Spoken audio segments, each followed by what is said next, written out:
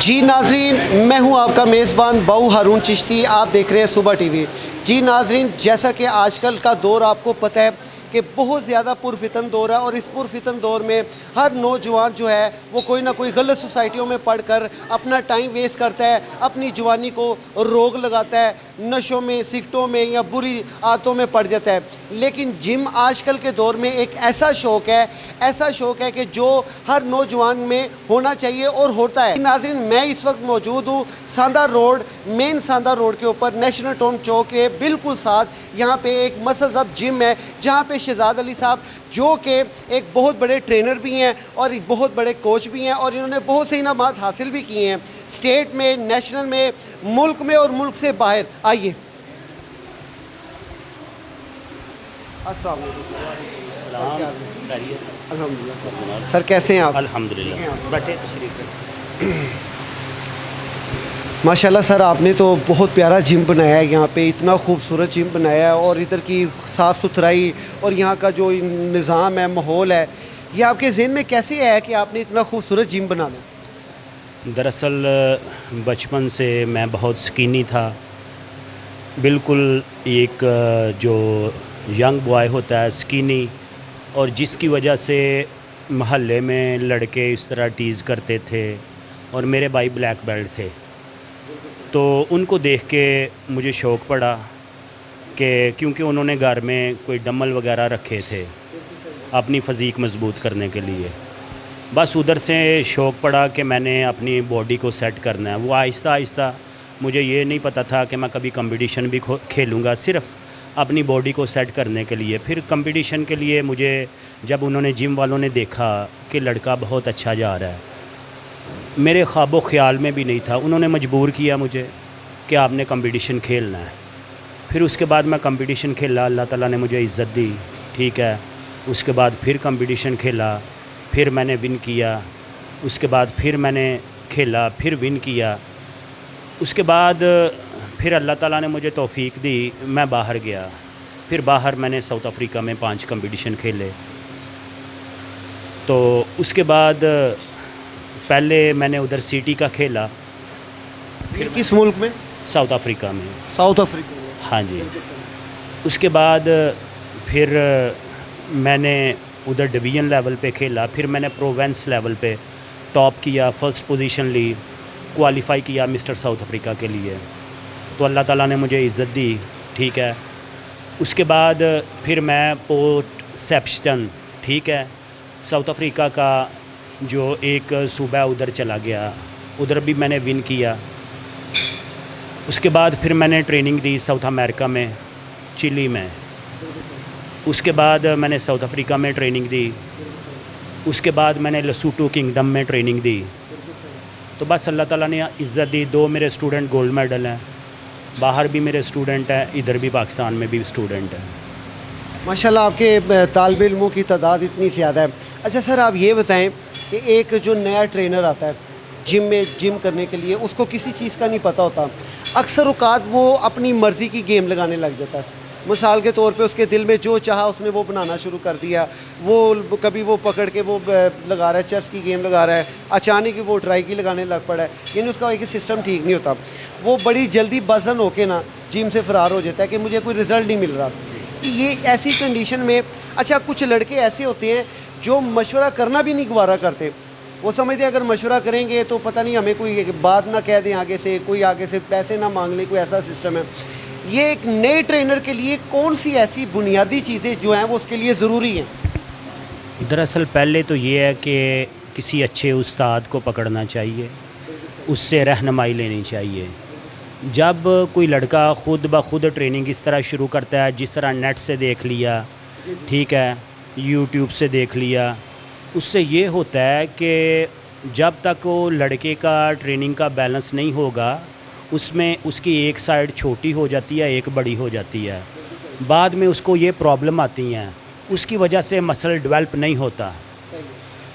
अगर आपने proper training करनी है, अच्छे ट्रेनर, अच्छे कोच से रब्ता करें, प्रॉपर डाइट लें, प्रॉपर आप अपनी नींद पूरी करें, तो अल्लाह के फजल से आपकी बॉडी काफ़ी स्ट्रांग होगी।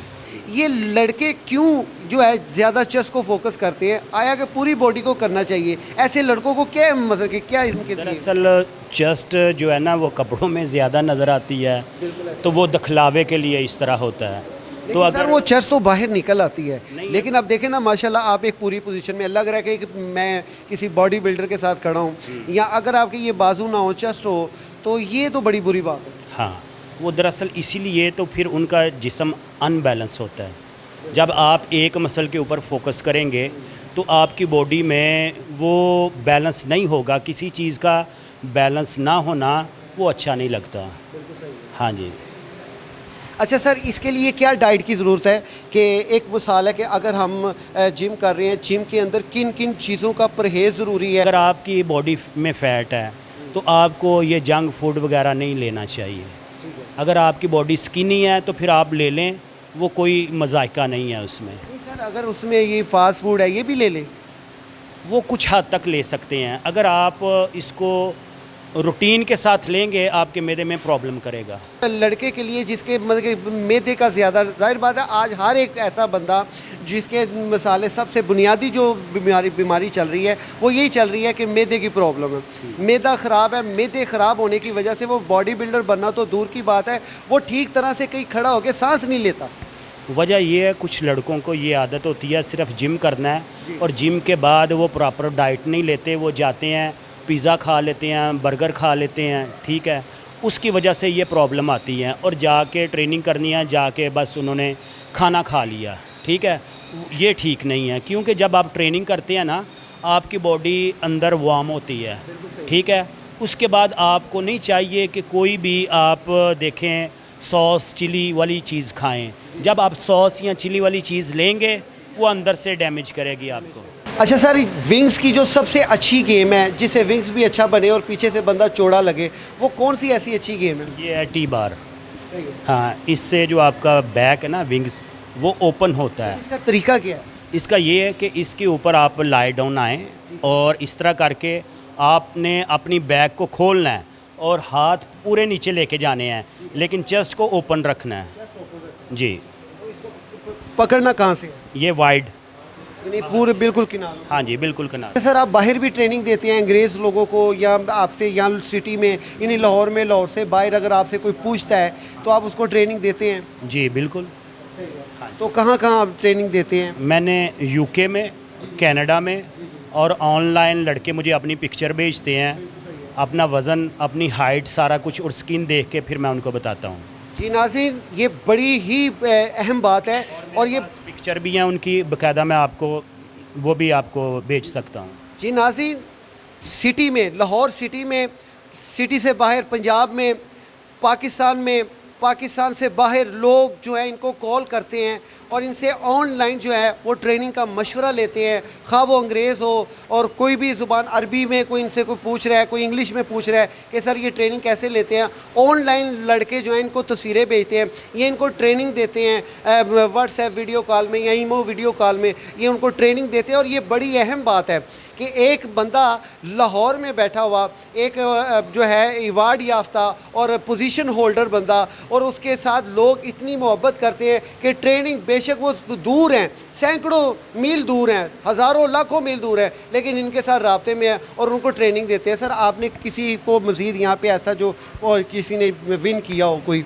हाँ जी, ये मेरा स्टूडेंट है और मेरा छोटा भाई भी है, और नेशनल चैम्पियन मोहम्मद सलमान, ठीक है। 8 माह पहले ये एशियन चैम्पियनशिप खेल के आया लबनान में। हाँ जी, तो अब फिर उसके बाद तकरीबन अप्रॉक्सीमेटली 6 माह बाद सिल्वर मेडल लिया इसने पेशावर से। हाँ जी, अब फिर ये तैयारी कर रहा है नेपाल जाने के लिए। बड़ी बात है, खुद तो पोजीशन होल्डर हैं ही हैं, लेकिन आगे से इनके शागिर्द, इनके भाई और इनके दूसरे शागिर्द वो भी माशाल्लाह पोजीशन होल्डर हैं, अवार्ड याफ्ता हैं। और ये बहुत बड़ी बात है कि देखें जो उस्ताद होता है ना, बेसिकली वो उस्ताद जो होता है ना वो गुर होता है, और गुर का एक मुकाम होता है और उसकी एक बात होती है, क्योंकि हर किसी के पास गुर नहीं है कि ये गुर है, इस तरीके से ये बंदा तैयार होता है और इस तरीके से ये तैयार होता है। और सर पे खड़े होकर ट्रेनिंग देना, ये मैं समझता हूँ आजकल के कोच करते ही हैं। एक आधा सेट लगवाया, दूसरे सेट पे उसको लवारिस छोड़ दिया, लेकिन मैंने यहाँ देखा कि यहाँ पे बाकायदगी के साथ स्टूडेंट के सर पे खड़े होके उसके एंगल को नोट करते हैं कि कहाँ से पकड़ना है, कैसे इसको उठाना है और किस तरह जाके उसको जिस चीज़ को वो अर्न करना चाह रहा है, जिसका वो मसल बनाना चाह रहा है, वो चीज़ किस तरह जाके आगे अर्न कर रही है। नाज़रीन, हम अपने प्रोग्राम के अख्ताम की जानिब बढ़ते हैं। माशाल्लाह शहजाद साहब के साथ आज हमने यहाँ पे इनकी जिम को कवर किया, इनका सारा निज़ाम कवर किया। और माशाल्लाह यहाँ की जिम जो यहाँ पे इनके पास मशीनें हैं, अमेरिकन है, कुछ चाइनस हैं और कुछ इन्होंने वो मशीनें बनवाई हैं जिनसे बड़ी जल्दी असर पड़े इंसान की फ़िज़िक्स पे। तो वो इन्होंने ऐसी मशीनें कुछ ऐसी हैं कि ख़ुद भी बनाई हैं। जी नाज़रीन, स्क्रीन पे शहजाद साहब का जो नंबर है वो आ रहा है।